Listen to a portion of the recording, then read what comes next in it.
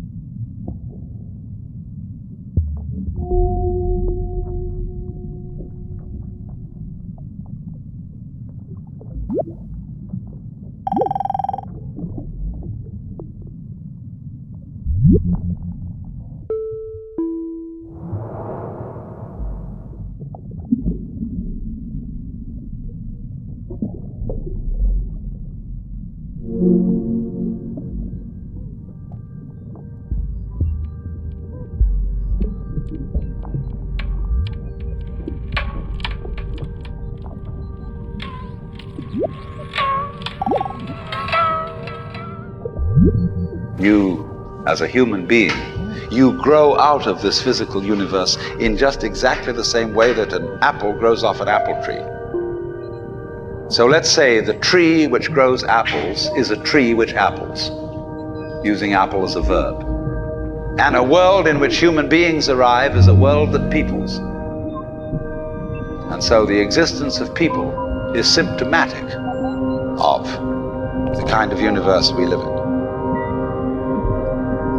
Just as hair on a head is symptomatic of what's going on in the organism. But we have been brought up not to feel that we belong in the world. So our popular speech reflects it. We say, I came into this world. You didn't, you came out of it. We say, face facts. We talk about encounters with reality, as if it was a head-on meeting of completely alien agencies, and the average person has the sensation that he is a somewhat that exists inside a bag of skin, the center of consciousness, which looks out at this thing and what the hell's it going to do to me? I recognize you, you kind of look like me, and I've seen myself in a mirror, and you look like you might be people. So maybe you're intelligent, maybe you can love too. And perhaps you're all right. Some of you are anyway. You've got the right color of skin, or you have the right religion, or whatever it is, you're okay. But there are all those people over in Asia, Africa, and they may not really be people.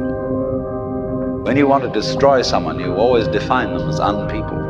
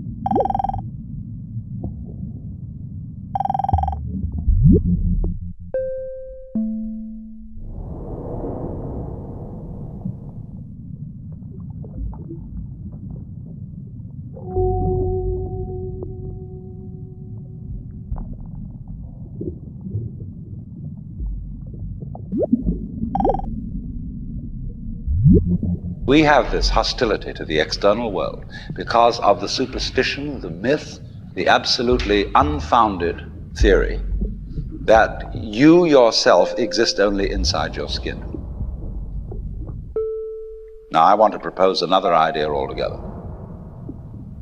Billions of years ago, you were a big bang. But now you're a complicated human being. But so we define ourselves as being only that.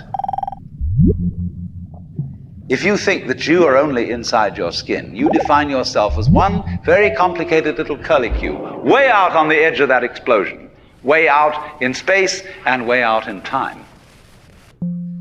And then we cut ourselves off and don't feel that we're still the Big Bang. But you are. Depends how you define yourself. You are actually, if this is the way things started, if there was a Big Bang in the beginning, you're not something that is a result of the Big Bang. You're not something that is a sort of puppet on the end of the process. You are still the process.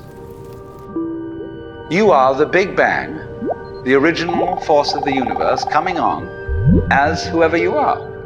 See, when I meet you, I see not just what you define yourself as, Mr. So-and-so, Miss So-and-so, Mrs. So-and-so. I see every one of you as the primordial energy of the universe coming on at me in this particular way. I know I'm that too. But we've learned to define ourselves as separate from it.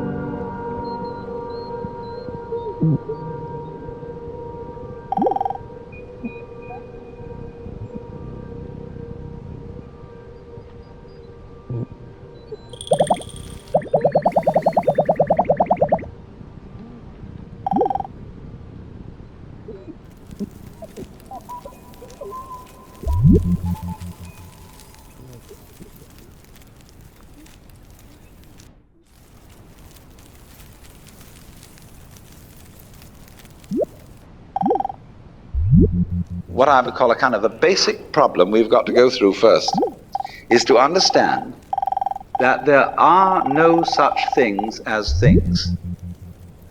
That is to say, separate things. That is only a way of talking. If you can understand this, you're going to have no further problems. I once asked a group of high school children, what do you mean by a thing? And first of all, they gave me all sorts of synonyms. They said it's an object, which is simply another word for a thing. It doesn't tell you anything about what you mean by a thing. Finally, a very smart girl who was in the group said a thing is a noun. And she was quite right. A noun isn't a part of nature, it's a part of speech. There are no nouns in the physical world. There are no separate things in the physical world either. See, the physical world is wiggly. The clouds, mountains, trees, people are all wiggly. And only when human beings get working at things, they build buildings in straight lines and try and make out that the world isn't really wiggly.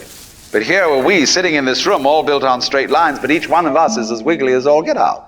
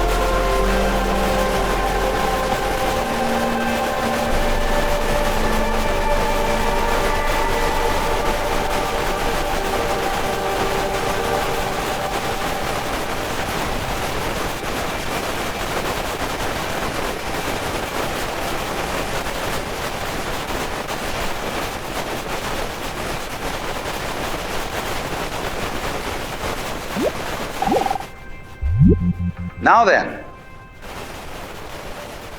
when you want to get control of something that wiggles, it's pretty difficult, isn't it? You try and pick up a fish in your hands, and the fish is wiggly and it slips out. What do you do to get hold of the fish? You use a net. And so the net is the basic thing we have for getting hold of the wiggly world. A net is something regular. And I can number the holes in a net. So many holes up, so many holes across. And if I can number these holes, I can count exactly where each wiggle is in terms of a hole in that net. But in order to do that, I've got to break up the wiggle into bits. And I've got to call this a specific bit, and this the next bit of the wiggle, and this the next bit, and this the next bit of the wiggle. And so these bits are things which I mark out in order to talk about the wiggle, in order to measure it, and therefore in order to control it. But in nature, in fact, in the physical world, the wiggle isn't bitted. So the world doesn't come thing. You and I are all as much continuous with the physical universe as a wave is continuous with the ocean. The ocean waves, and the universe peoples. And as the wave, I wave at you and say, you! The world is waving at me with you and saying, hi, I'm here. But the way we feel and sense our existence, being based on a myth that we are made, that we are parts, that we are things, our consciousness has been influenced so that each one of us does not feel that.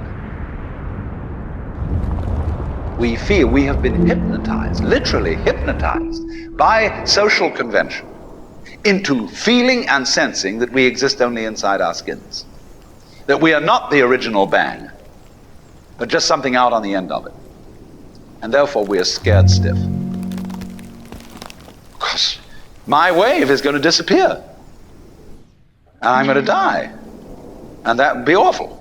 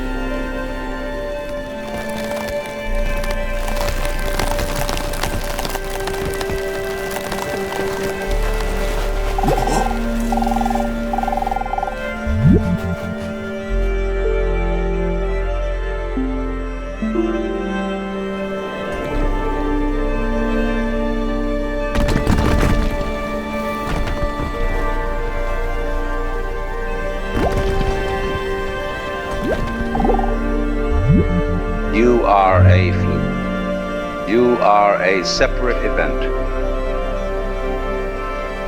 and you run from the maternity ward to the crematorium, and that's it.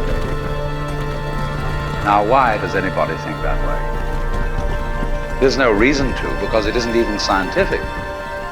It's just a myth. And it's invented by people who wanted to feel a certain way. They want to play a certain game. Camus said there is only really one serious philosophical question, which is whether or not to commit suicide. Should you or not commit suicide? This is a good question. Why go on? And you only go on if the game is worth the candle. Now, the universe has been going on for an incredible long time. And so really, a satisfactory theory of the universe has to be one that's worth betting on. That's seems to me, absolutely elementary common sense. If you make a theory of the universe which isn't worth betting on, why bother? Just commit suicide. But if you want to go on playing the game, you've got to have an optimal theory for playing the game.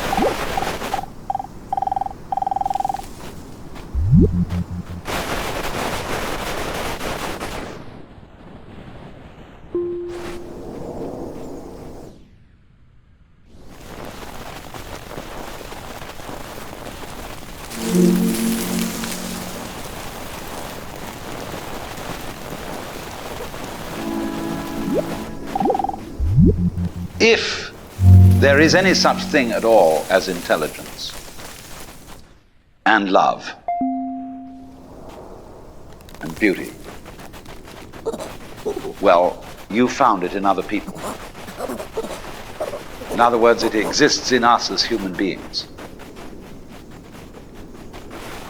And as I said, if it is there in us, it is symptomatic of the scheme of things. We are as symptomatic of the scheme of things as the apples are symptomatic of the apple tree or the rose of the rose bush.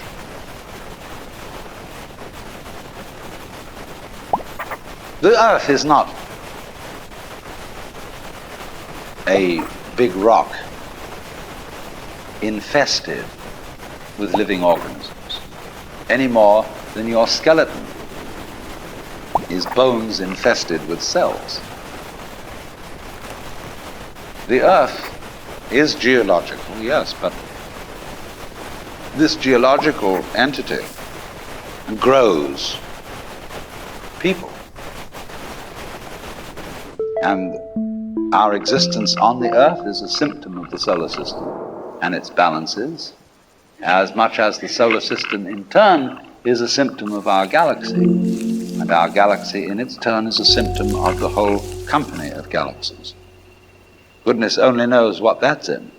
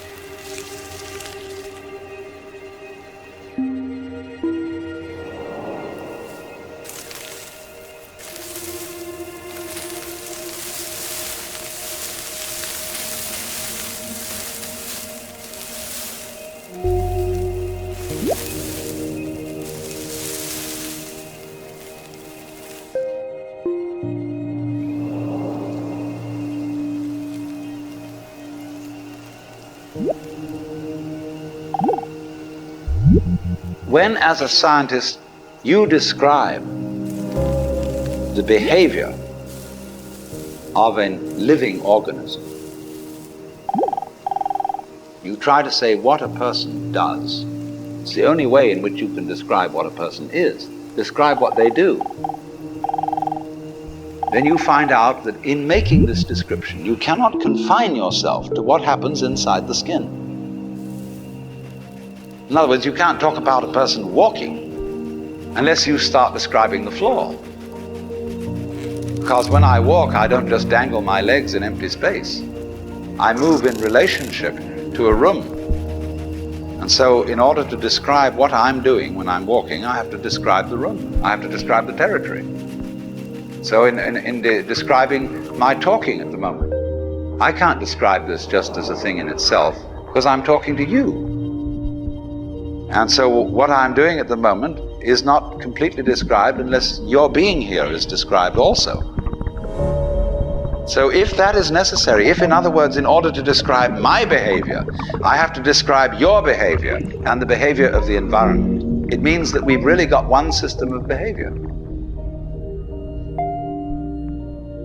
That what I am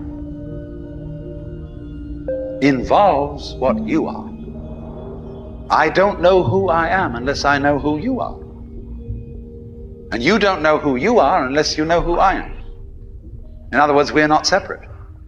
We define each other. We're all backs and fronts to each other. We and our environment, and all of us and each other, are interdependent systems. We know who we are in terms of other people. We all lock together. And this is, again and again, the serious scientific description of how things happen. And any good scientist knows that what you call the external world is as much you as your own body.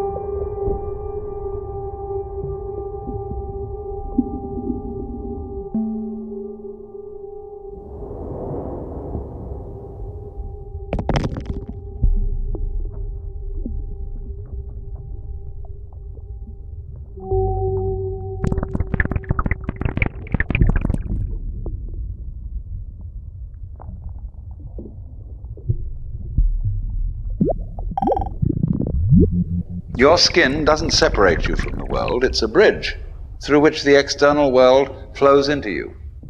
and you flow into it. Just, for example, as a whirlpool in water, you could say because you have a skin, you have a definite shape, you have a definite form. The whirlpool is a definite form, but no water stays put in it. The whirlpool is something the stream is doing. And exactly the same way, the whole universe is doing each one of us. And I see you today, and I recognize you tomorrow, just as I would recognize a whirlpool in a stream. I'd say, oh yes, I've seen that whirlpool before. It's just near so-and-so's house on the edge of the river, and it's always there. So in the same way, when I meet you tomorrow, I recognize you, you're the same whirlpool you were yesterday. But you're moving. The whole world is moving through you. All the cosmic rays, all the food you're eating, the stream of steaks and milk and eggs and everything is just flowing right through you. When you're wiggling the same way, the world is wiggling, the stream is wiggling you. But the problem is, you see, we haven't been taught to feel that way. The myths underlying our culture and underlying our common sense have not taught us to feel identical with the universe, but only parts of it, only in it, only confronting it, aliens. And we are, I think, quite urgently in need of coming to feel that we are the eternal universe, each one of us. Otherwise, we're going to go out of our heads. We're going to commit suicide, collectively, courtesy of H-bombs. And, all right, supposing we do, well, that will be that, and it'll be life making experiments on other galaxies. Maybe they'll find a better game.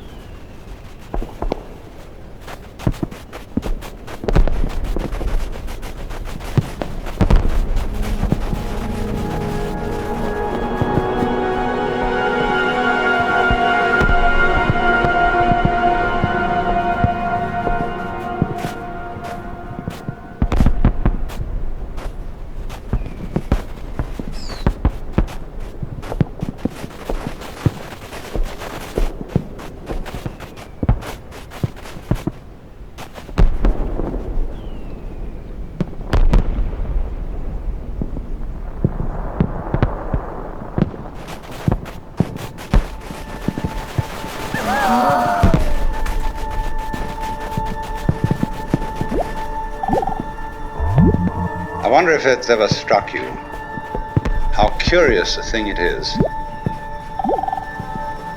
that most of the things that we experience, we regard as things that happen to us, which we ourselves do not originate, which are events expressing some sort of power or activity that is external to ourselves. And if you consider that, you realize that what you mean by yourself is rather narrowly circumscribed. Even events that go on in our own bodies are put in the category of things that happen to us in the same way as things that go on in the world outside our skins. If there's a thunderstorm or an earthquake, well, it happens to you. You're not responsible for it. But so in the same way, when you have hiccups, you didn't plan on it. If you have belly rumbles, you had no intention of doing it. And as to the catastrophic act of getting born, well, you had nothing to do with that. And you can spend all your life blaming your parents for putting you in the situation in which you find yourself. And this way of looking at the world in this sort of passive mood as something that happens to you goes right down to our general feeling about life. It goes down to the way in which we have been accustomed to look at human existence as a precarious event in a cosmos that on the whole is depicted as being completely unsympathetic and alien to our existence.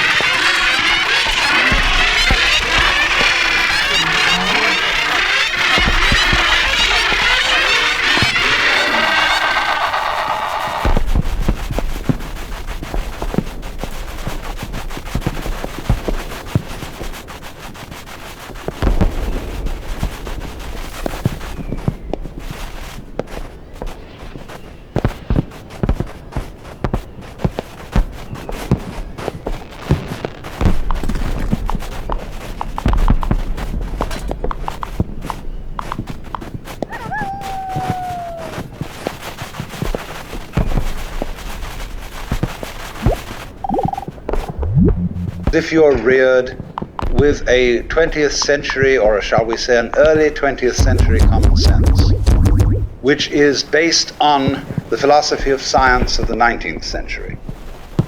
You regard yourself as an accident, a biological accident, in a stupid universe, which is mechanical, but has no feelings. A vast, pointless gyration of radioactive rocks and gas in which you happen to occur. Of course, if you don't have that point of view and you are more traditional, you look upon yourself as a child of God, and therefore under authority. In other words, there's a big boss on top of all this. And you better watch your P's and Q's, because that Almighty is looking after you, with the attitude of this is going to hurt me more than it's going to hurt you. And when you look at the world in that image, or in the other image that it's a stupid mechanism, either point of view you take, you don't really belong. You are not really part of all this. Or to put it in the strongest possible way, it is quite alien to our thought that the external world, which is defined as something that happens to you, and your body itself as something that you got caught up with, it is quite alien to consider all that as you yourself. Because you see, we have such a myopic view of what oneself is.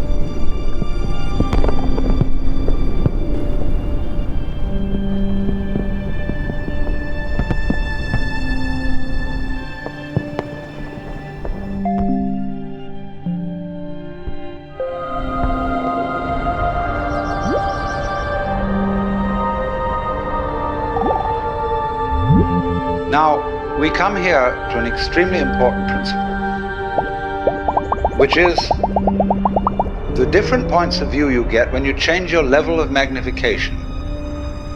That is to say, you can look at something with a microscope and see it a certain way. You can look at it with the naked eye and see it in a certain way.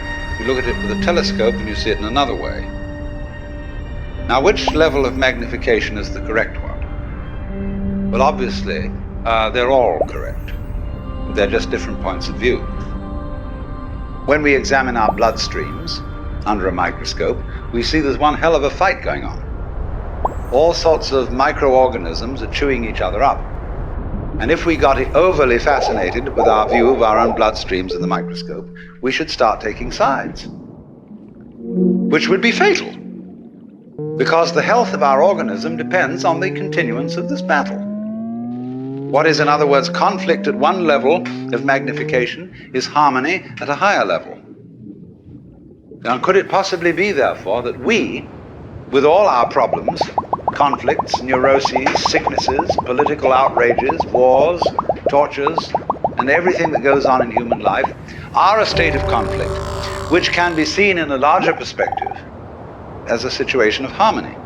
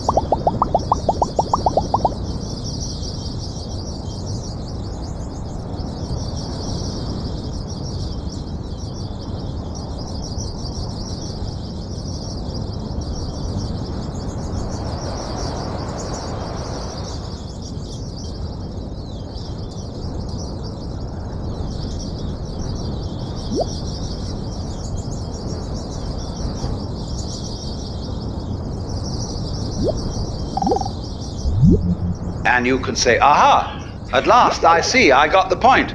I've seen how all this makes sense. But what this insight depended upon was your overcoming the illusion that space separates things. That is to say, the space, the interval between your body and mine.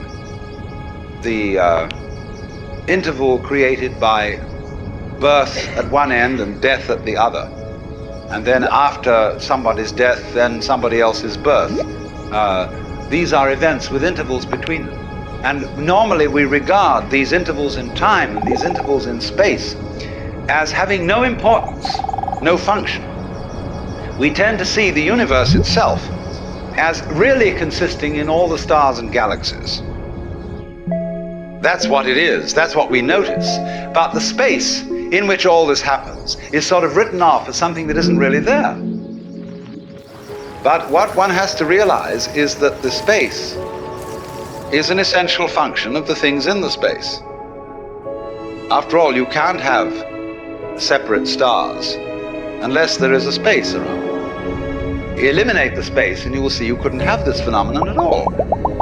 And vice versa. You couldn't have the space. They wouldn't be there in any sense whatsoever if there weren't the bodies in it. So the bodies in the space and the space are two aspects of a single continuum. They're related together in exactly the same way as a back and a front. And you just don't get one without the other.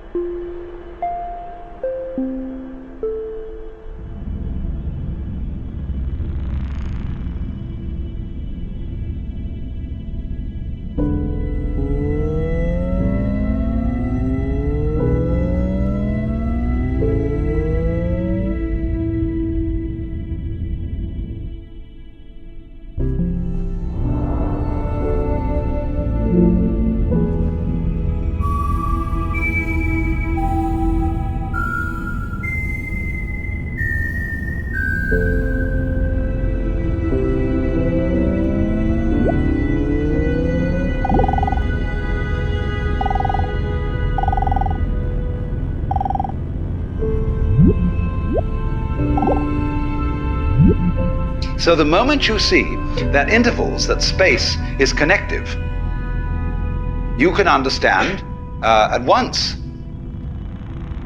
how you are not just to be exclusively defined as a flash of consciousness that occurs between two eternal darknesses. That you consider that in the darkness that comes before your birth, there was no you, and in the eternal darkness that follows your death, there is likewise no you. And I'm going to discuss these matters not by appealing to any special spooky knowledge, as if I had been traveling on the higher planes and knew all my previous incarnations and therefore could tell you authoritatively that you are much more than this individuality. I'm going to do it on a basis of complete common sense, that everybody has access to the facts.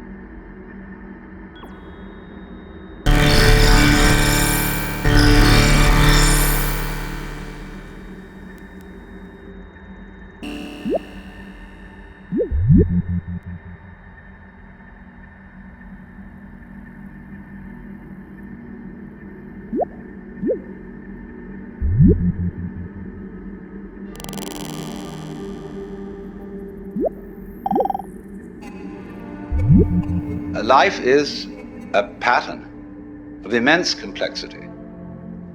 And what you call yourself as a living organism, say, I am my whole body at the very least.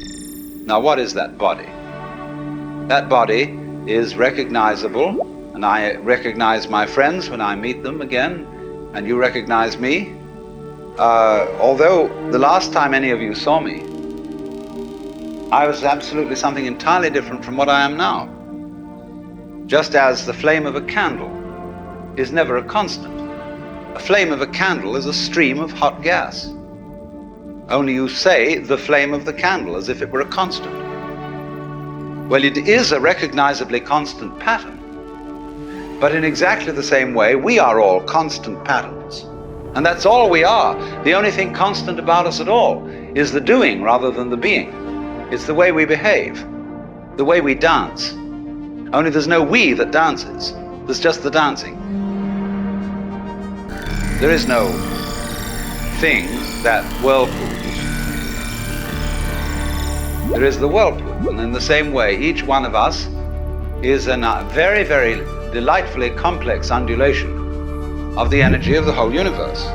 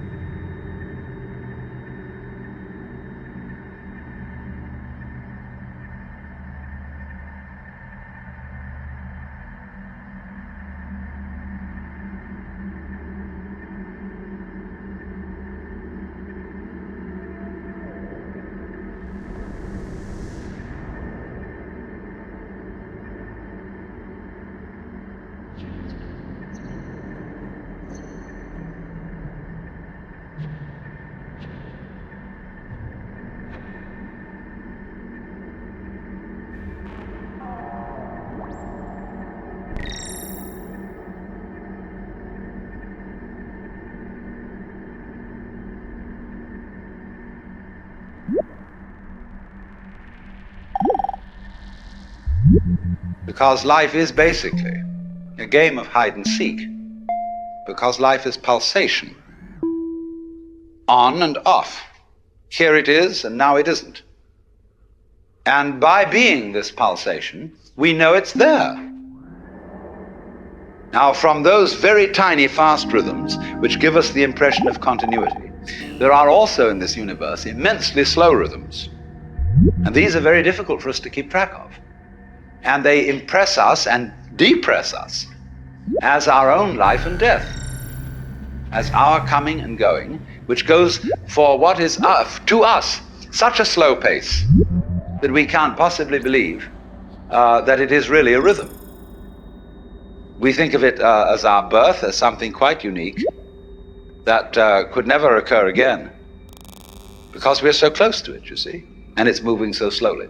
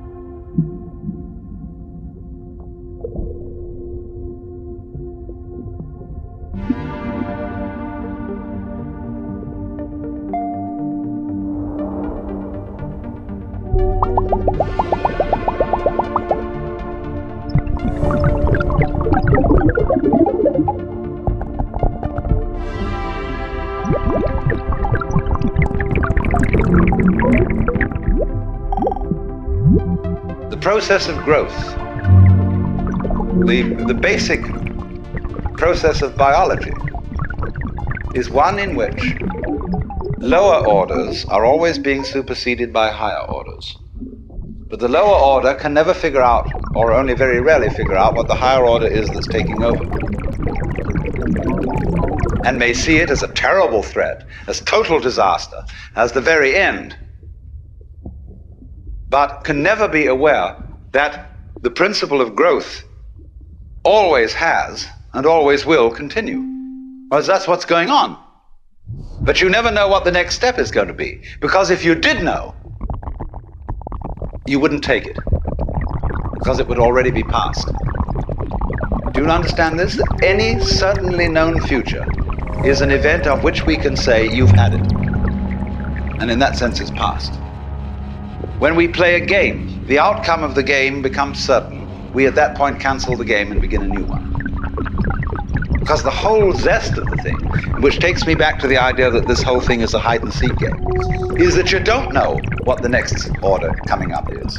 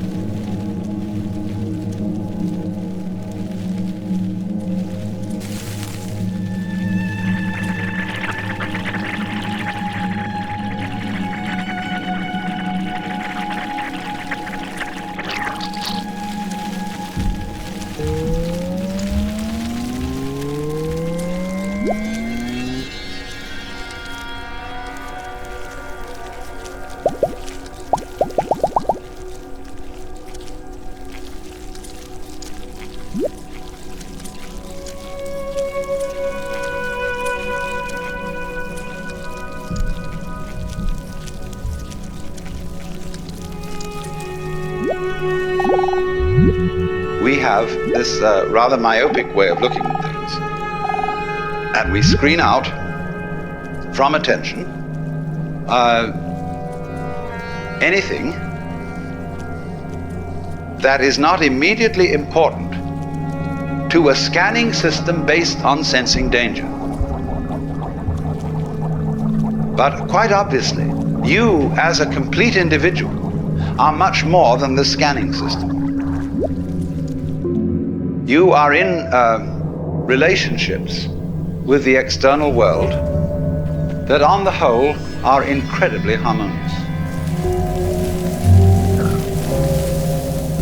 The energies of life in the form of temperature, light, air, and food, and so on, are streaming through you all at this moment in the most magnificently harmonious way.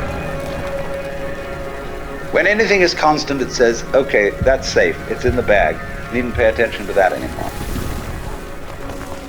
And therefore, we eliminate systematically from our awareness all the gorgeous things that are going on all the time, and instead only become focused on the things, the troublesome things that might happen to upset it. Which is all right, but we make too much of it.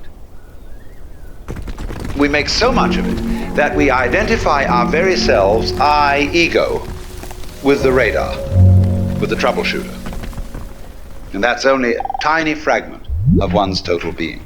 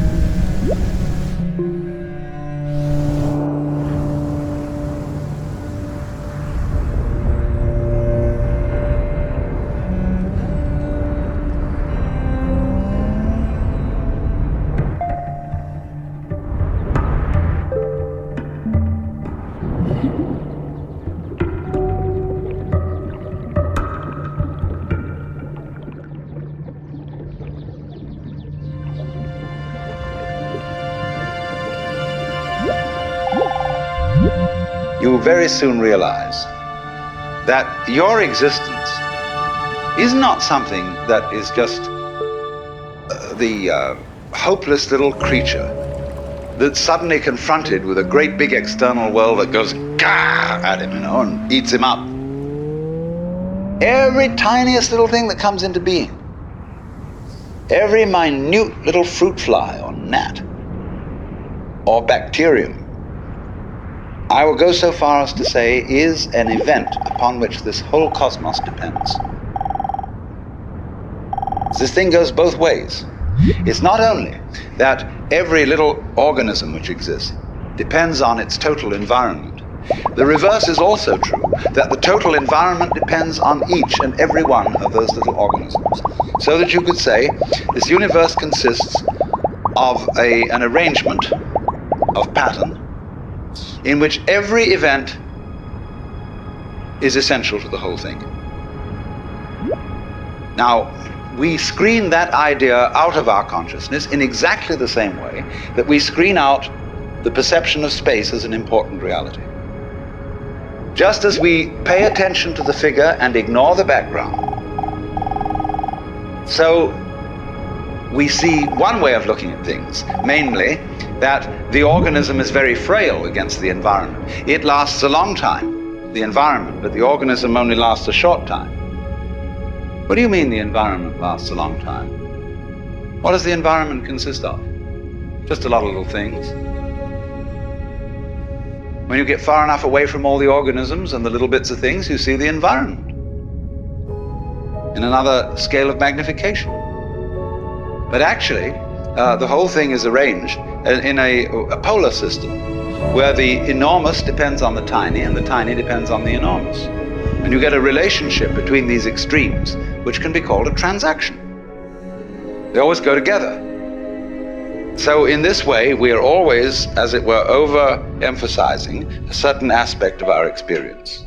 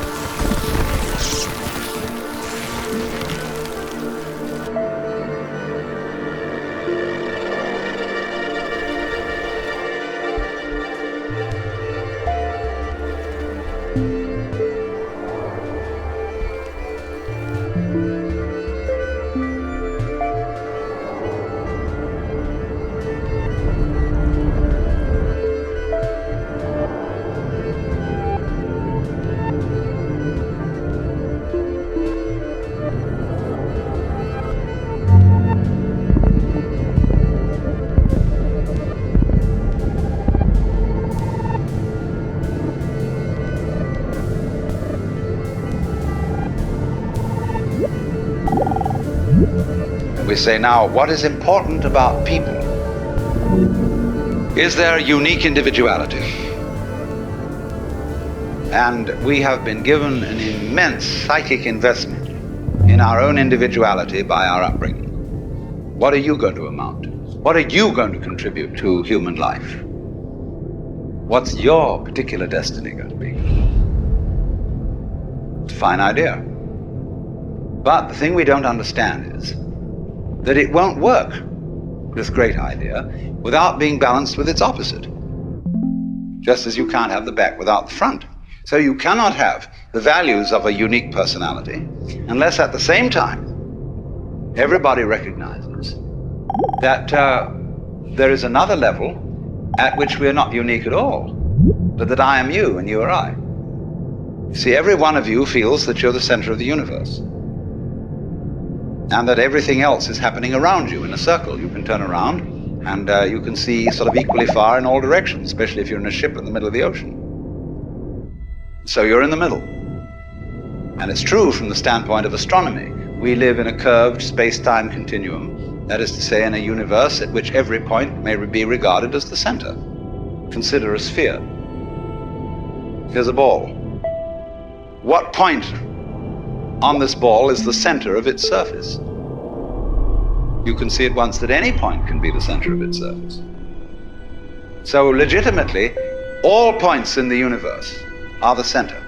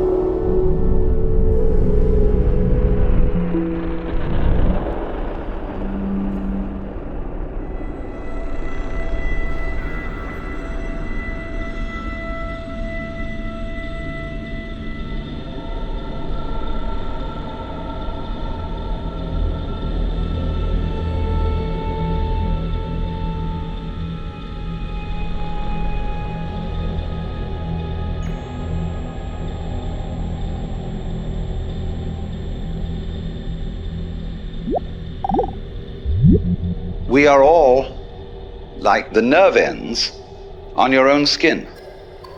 See, at every point on your skin, there's a little nerve end going beep and getting information from the outside world. Another and another and another, all over. And they all constitute your total sensitivity. Well, so in the same way, when all these people sitting around here, with their little eyes and little ears and things, they're going peek, and they're all really one common center called I, which is looking at itself from ever so many different points of view. Only we are so close to it, and we are so absorbed in the different ways each one of them is doing, that we neglect the community underneath. But we don't realize, you see, that just as we know how to do this, we know equally well how to turn the sun into light, how to blue the sky, how to blow the wind, how to wave the ocean, how to digest food, and I might add, to be digested and transformed, but the pattern keeps going, and it's always you. Only you see, you have this marvelous capacity to transform yourself without knowing that you're doing it. Therefore, you keep surprising yourself, and therefore you keep on doing it. Because if you didn't surprise yourself, you wouldn't go on doing it. It's just the very fact, you see, that you seem to be the victims of a thing you don't understand, and that you seem to conclude your life every time in a wipeout called death, where all your control goes, is just exactly that opposite condition to what you call being alive, that allows you to be alive.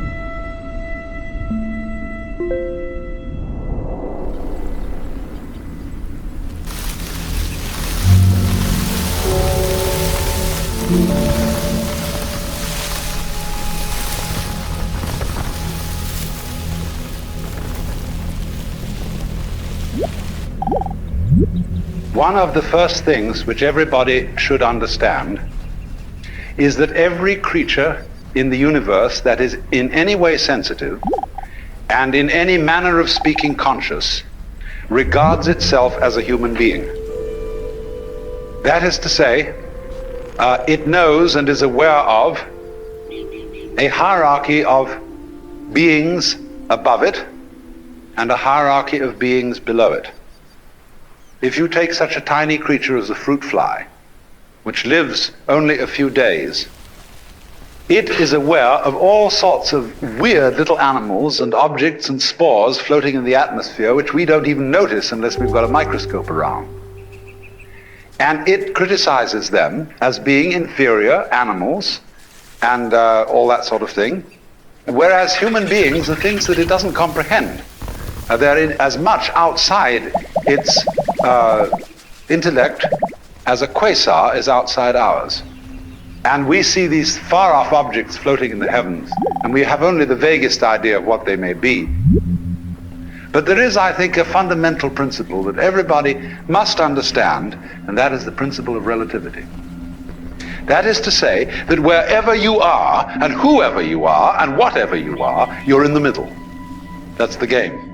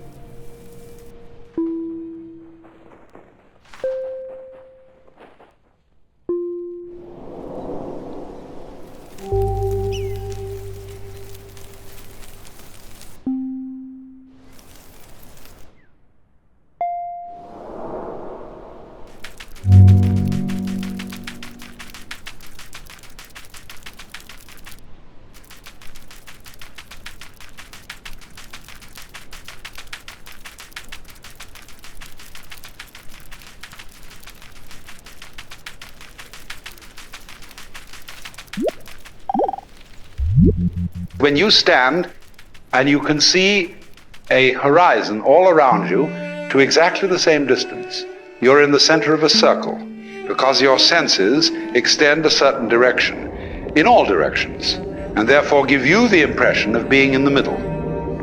Now, everything in the world feels like that. And also it has its own kind, which look natural to it. You see, spiders and hydras and sea urchins and so on don't look very natural to us. We say, well, I wouldn't want to look like that. But they say when they see us, well, what kind of an awful thing is that? And what a lot of nonsense it does. Because the definition of a person is where you look from. And they, you see, in their situation, feel just as cultured as we can possibly feel. And they have their distinctions and their snobberies, just in the same way that we do. Because you see, they dig all sorts of things that we don't even notice.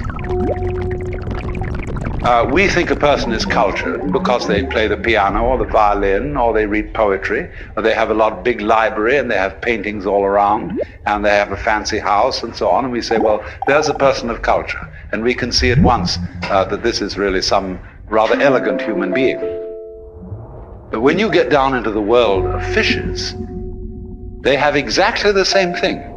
Only, instead of depending on collecting a lot of books and things like that, it is the precise way, the very subtle wiggles of a tail, the little tremors of vibration that makes one fish a very superior fish as compared with other fish. And all the other fish look at that one and say, oh my, to be like that, what a genius.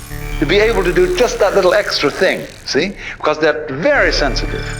Even airplanes in formation can't begin to do what birds and fish can do in their communal swirling dances that they do.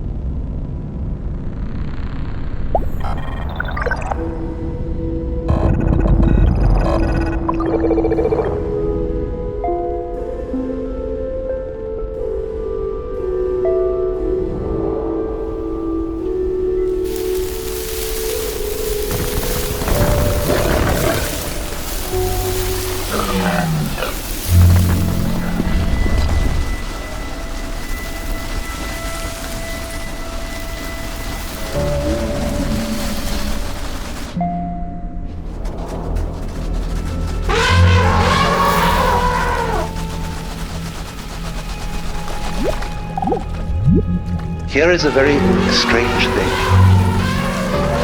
That every creature, therefore, which feels that it is human, and which knows that it's there in the same way as you know you're here, experiences being here as constituting a sort of blockage the sensation of a certain tension which constitutes the feeling of I-ness, of there-ness, of being here.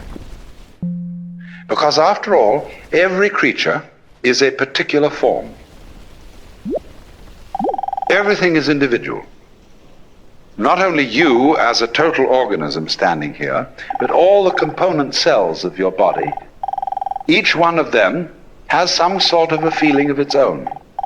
And it is individual. You can look at a microscope at the right level of magnification, and you can see that thing there with its own little life. And if you examine the stream of your blood, you'll find it full of all kinds of organisms that are having all sorts of conspiracies and games and plots and eating each other and doing these things that like we do. Only we realize that we wouldn't be healthy as a total organism unless there were all these wars and fights and plots and politics going on between the various cells in our blood. But from their point of view, you see, they feel a little bit put out because they're being organized.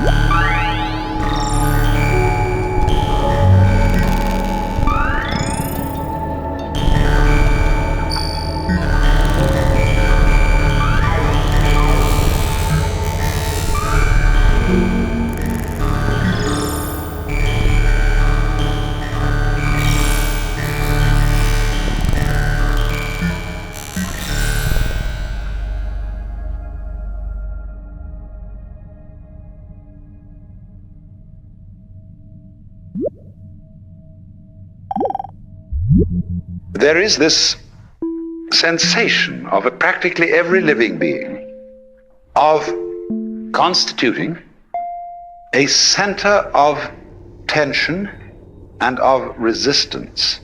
That is to say, of being a little bit blocked, or shall I say, of being in the way, being in one's own way. Imagine the opposite. Let us suppose, for example, that you got up in the morning with a feeling of total transparency. There's no resistance in your organism to the external world. You just float through it. You're part of it, it's part of you. And just in the same way, for example, that when you see, if you see well, you aren't aware of your eyes. But if there's something wrong with your eyes, and you see spots in front of you, then you are looking at your eyes, and the eyes are getting in your own way. And so in exactly the same way, the perfect form of man is unaware of himself, because he doesn't get in his own way. He is thus, in this sense, completely transparent.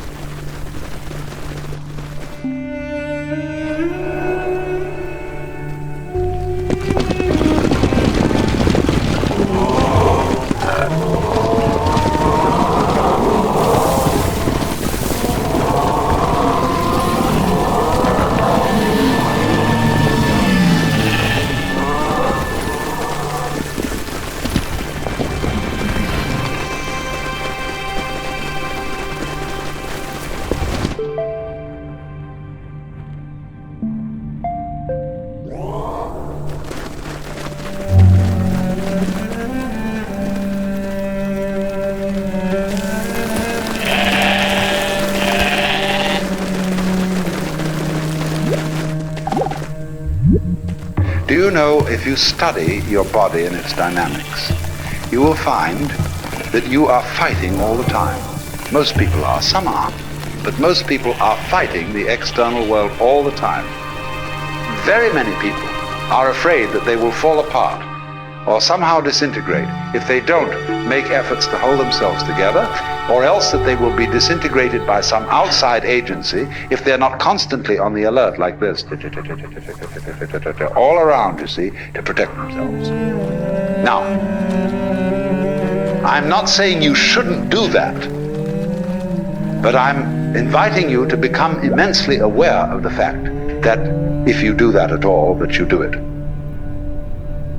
And that you have therefore this sense of being alone, of being a particular separate form that is unlike any other form on earth. That's just you. And concentrate on that.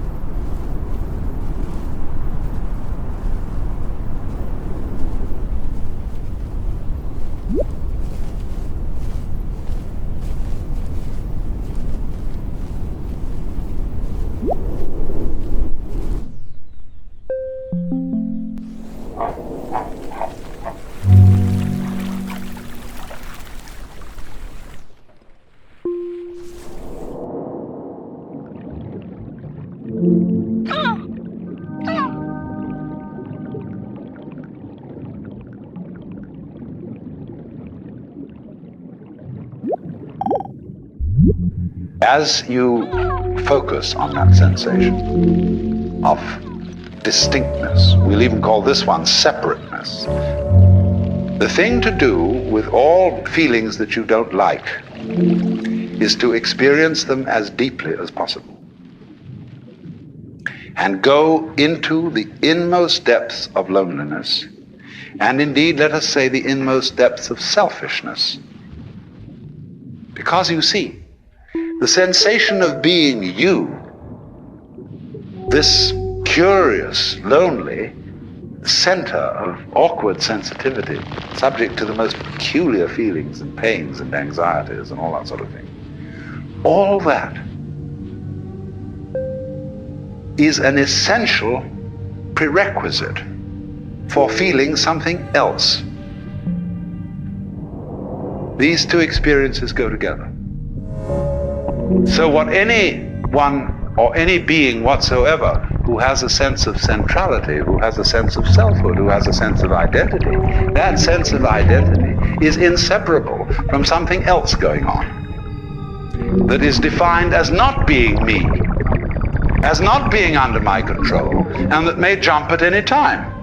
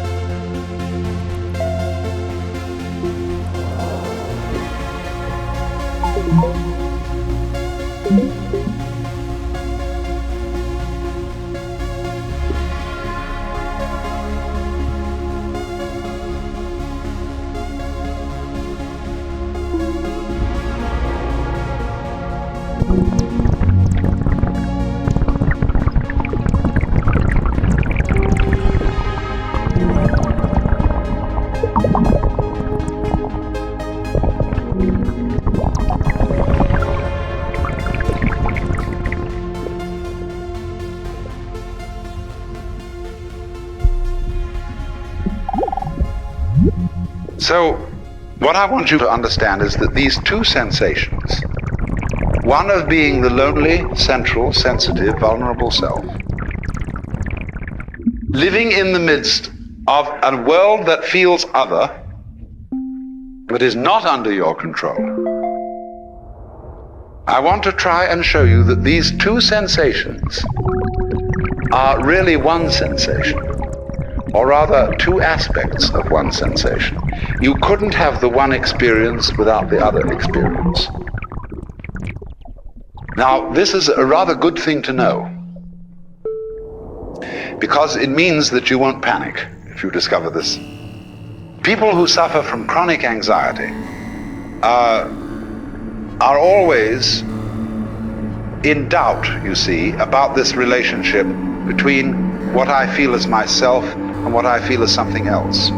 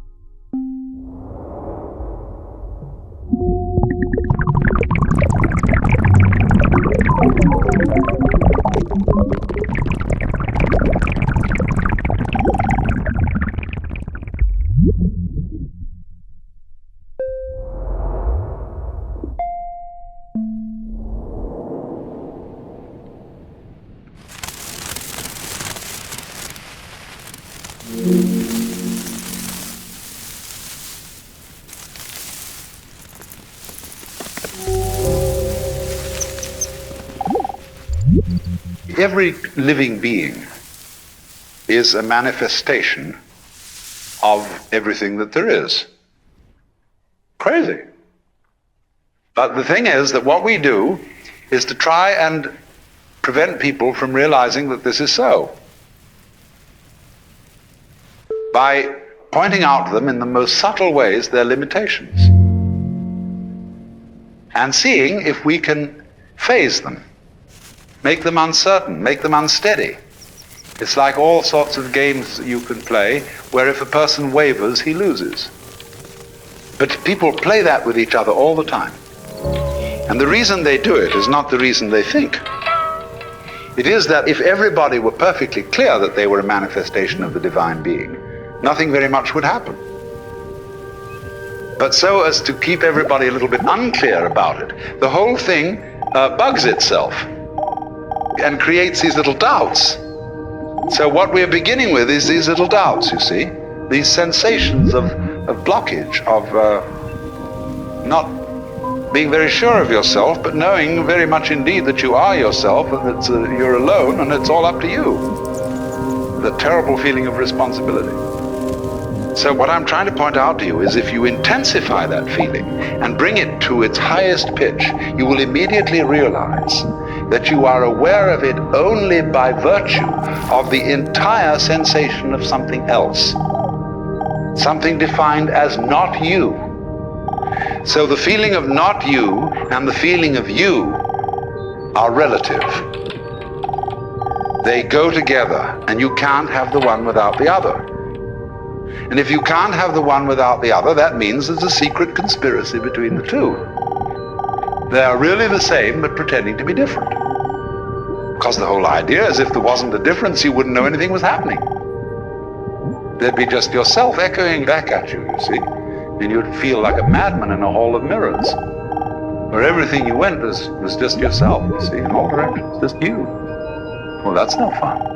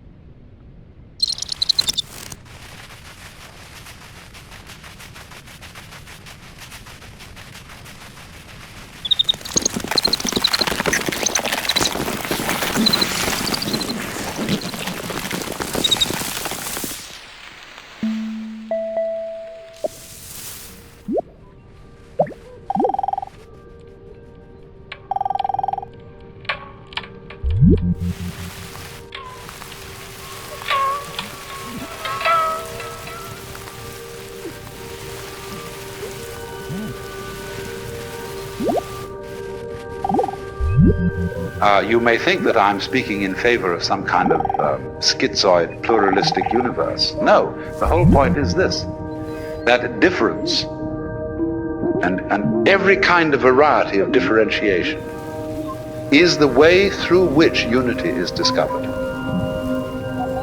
And the fact that men and women, for example, as a primordial kind of difference, never can really understand each other is tremendously exciting.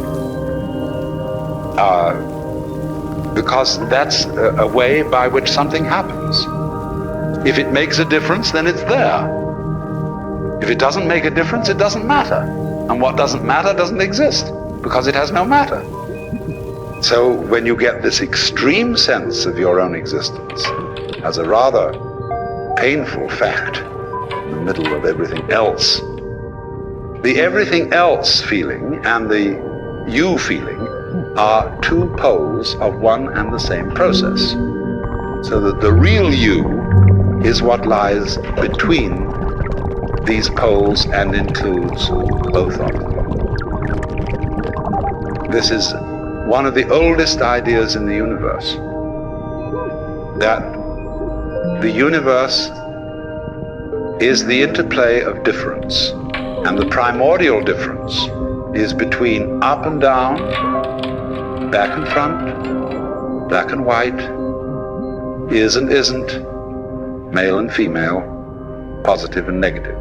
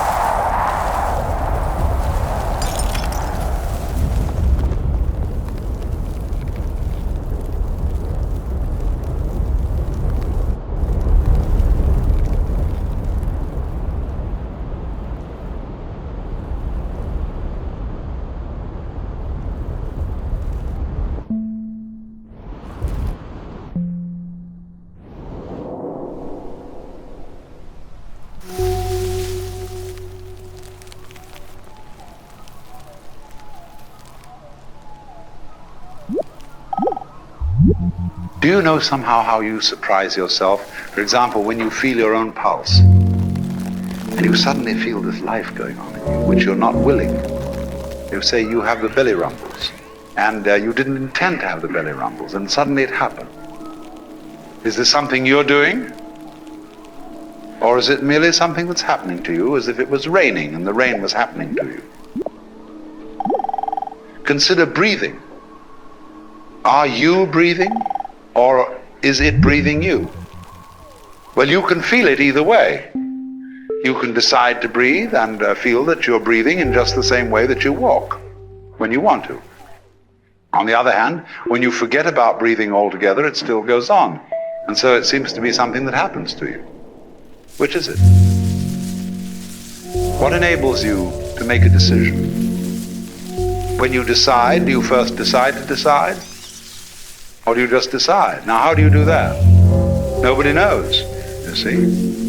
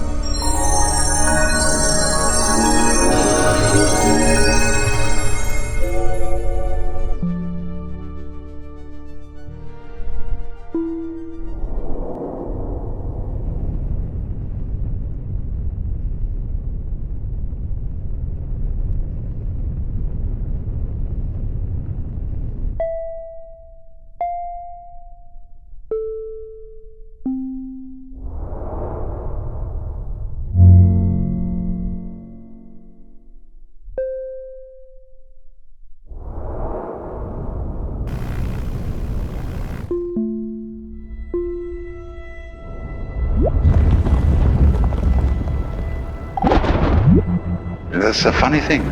We can experience ourselves through and through as something that just happens. We look at it this way. If you feel your body, your skin, the solidity of you, and with regard what marvelous eyes you have, which are the power which generate light and color out of all these electrical quanta in the external world. And these ears, these beautiful shells that you wear on the side of your head, with their little spiral bones, the cochlea inside, you know, all that. It's marvelous. But you don't feel responsible for this. You don't know how it's made, if it is made. But it's you. That's what you are. That extraordinary pattern.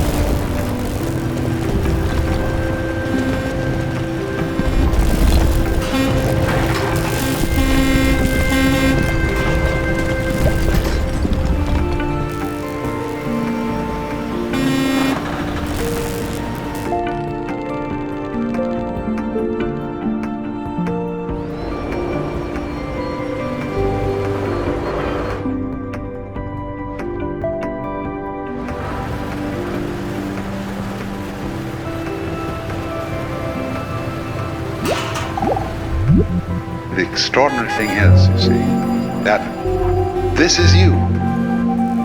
This extraordinary, marvelous arabesque of tubes and bones and cartilage, myriads of interconnecting electronics and nervous systems and everything wonderful. But you can feel it, all of it, as if it was just happening to you. But if you want to feel it that way, then you've got to go the whole way, and you've got to feel that your decisions just happen to you.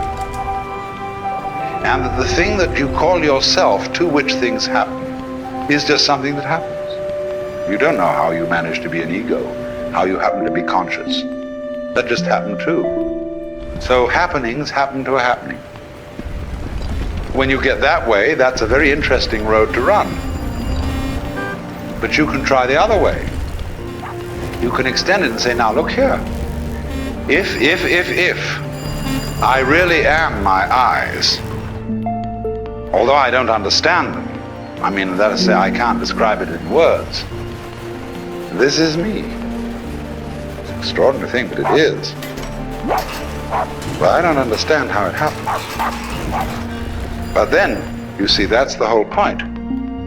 If you will accept the idea that you are your own eyes, and your own heart, and your own ears with that wonderful spiral cochlea inside, and all these amazing gadgets here, you're all that.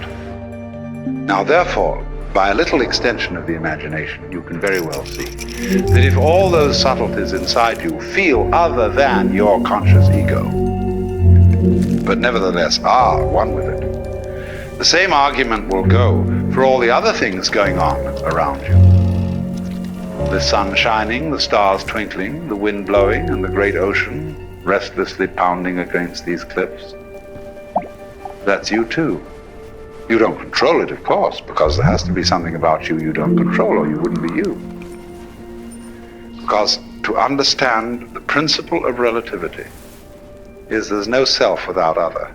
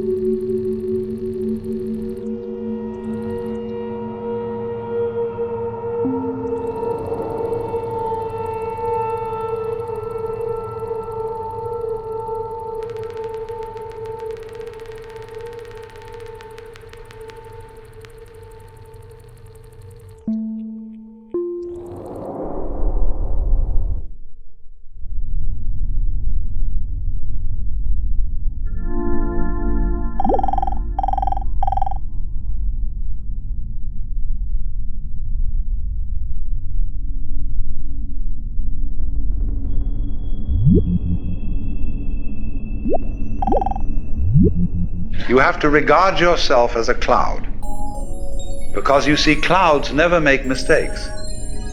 Did you ever see a cloud that was misshapen? No, they always do the right thing.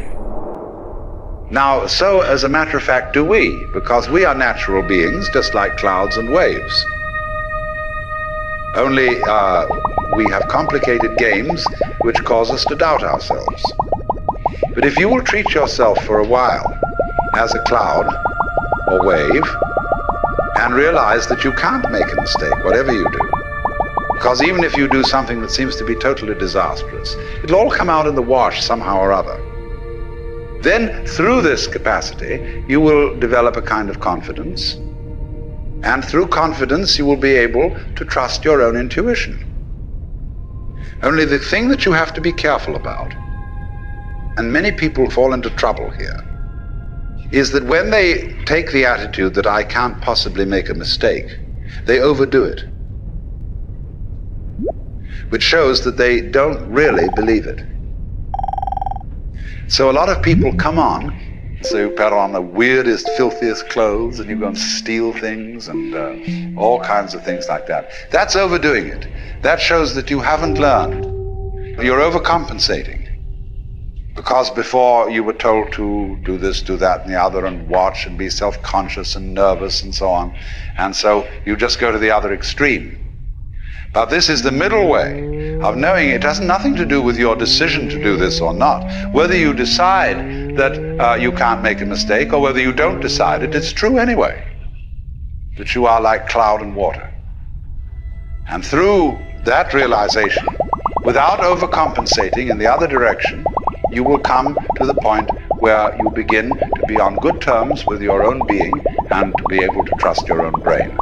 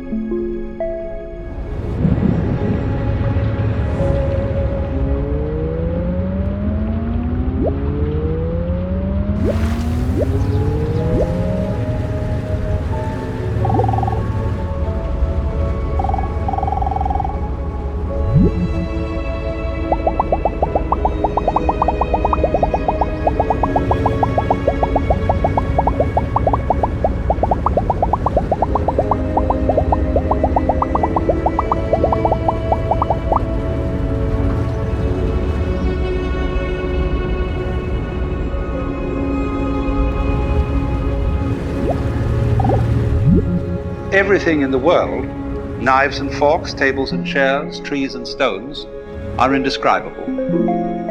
We can't say anything about everything. Because in order to say something about something and state it logically, you have to be able to put it in a class. Now, classes are intellectual boxes. When you play games like animal, vegetable, and mineral, you've got there 3 boxes. And when you come to think of it, you don't know what any 2 of those boxes are really without the third, or especially you don't know any one without another. Because in order to have a box, there must be what's inside the box and what's outside the box. And then by this method of contrast, we can make a logical discussion about things.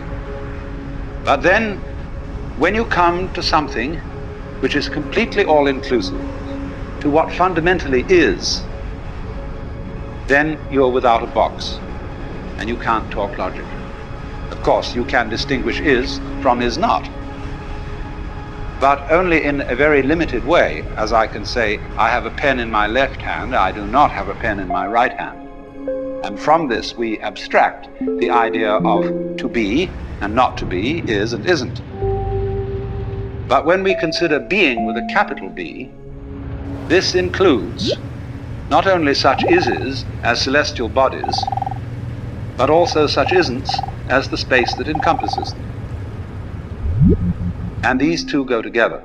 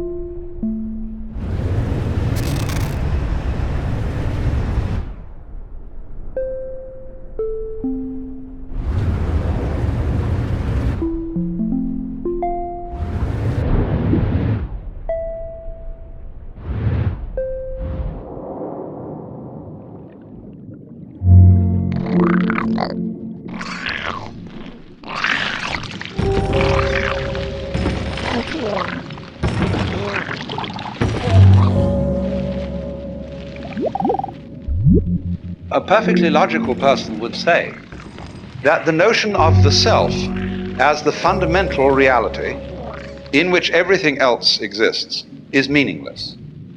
And of course, from a logical point of view, it is.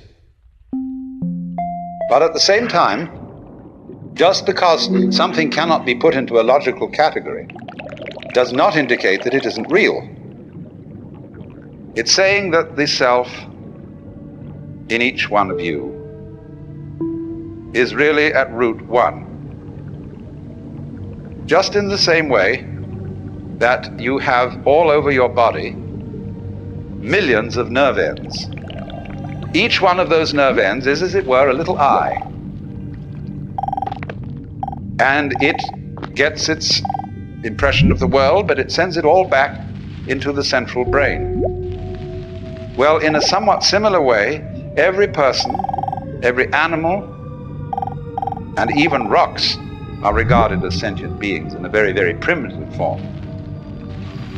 So all those forms that we see may be looked upon as the eyes that look out of one central self. Only, of course, in the human body we can see the connections between the nerve ends and the brain. It's much more difficult to see the connection between one individual and another.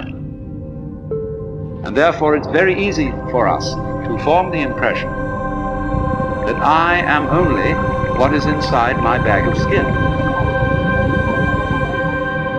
And that my ego, myself, is a different self from yourself. And we're all, therefore, fundamentally disconnected.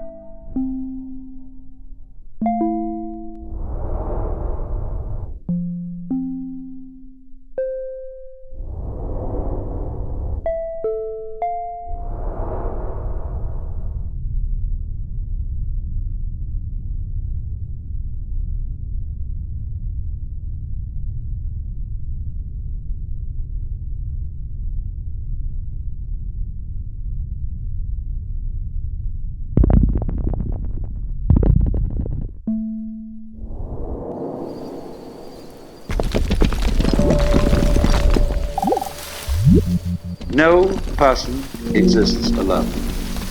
And we need, in order to live, the cooperation of a community, of a society, not only of people, but also of plants, many kinds of animals, insects, bacteria, air. Every kind of thing that is around us is as essential to our being as our heads. You can draw little gradations of some things that are more essential and some things that are less essential. But fundamentally, everything is necessary for your existence.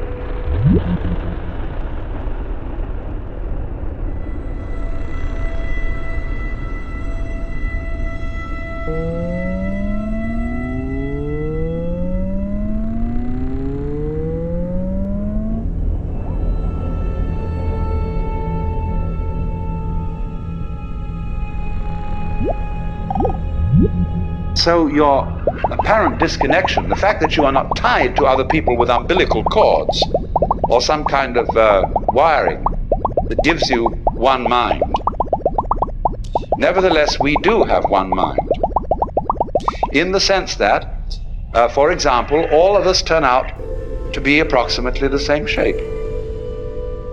2 eyes, 2 nostrils, a mouth, 2 hands, 2 legs, and so on.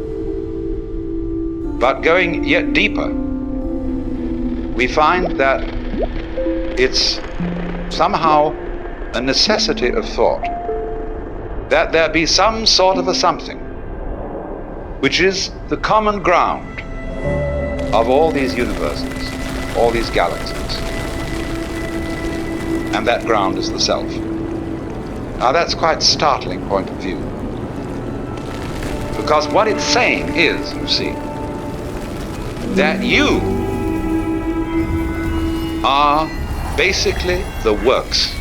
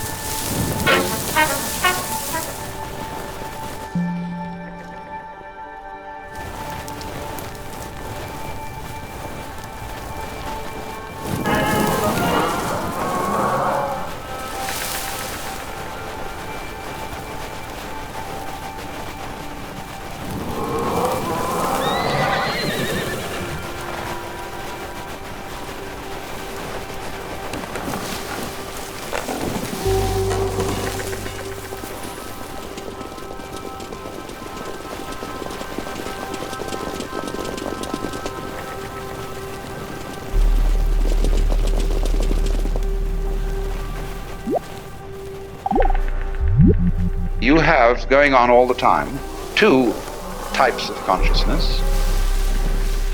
Number 1, the things you notice.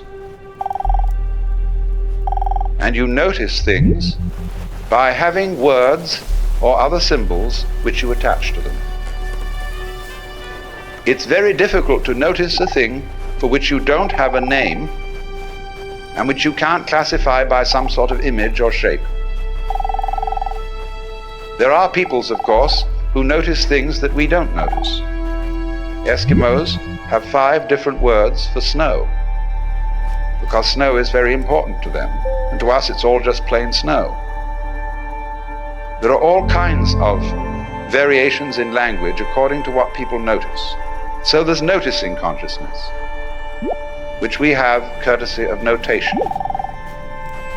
But then there's also consciousness which doesn't notice, but nevertheless is highly responsive.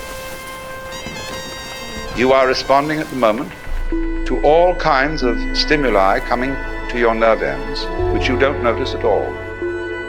The way you are sitting is a response to unconscious stimuli. The way you adjust yourself and move, the way your heart beats, the way you breathe, the way you see. You don't know how you do that. You're doing it, but you don't know how it's done. So you see, consciousness in the ordinary sense, that is, say, conscious attention, doesn't notice everything. It only notices very little of the world.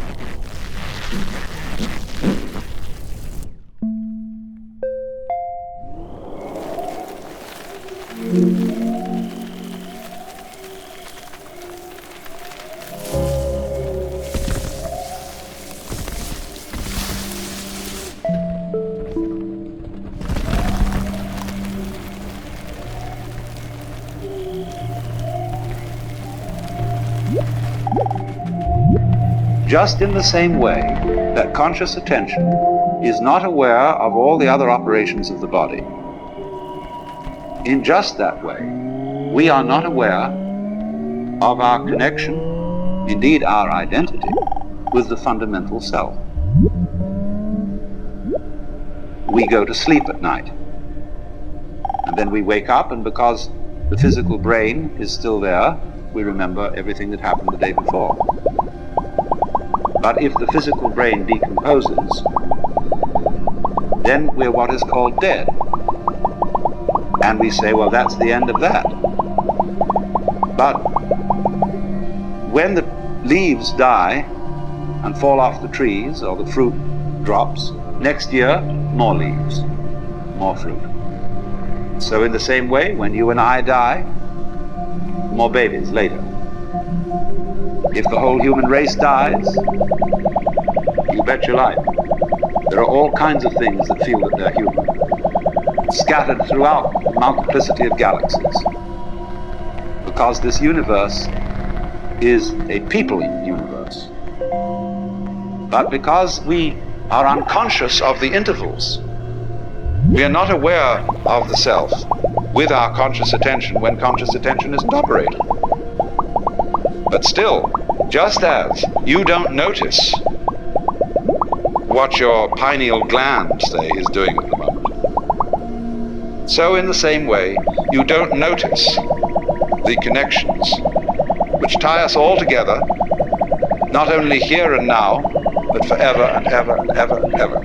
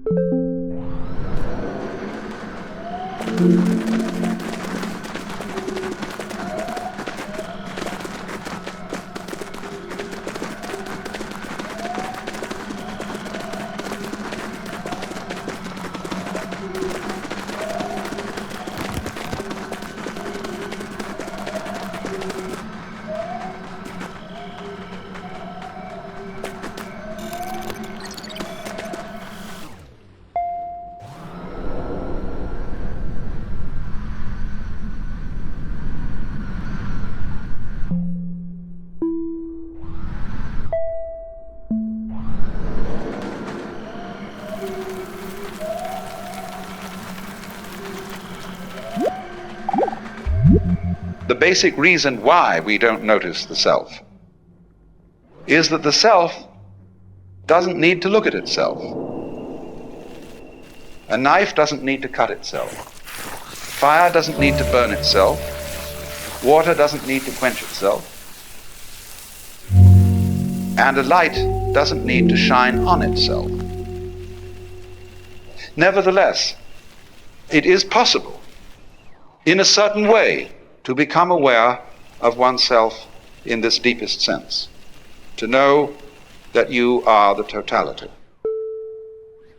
To wake up from the hallucination that you are just poor little me, from that kind of hypnosis, and discover that you are simply something being done by this vast, indescribable self, which is out of time,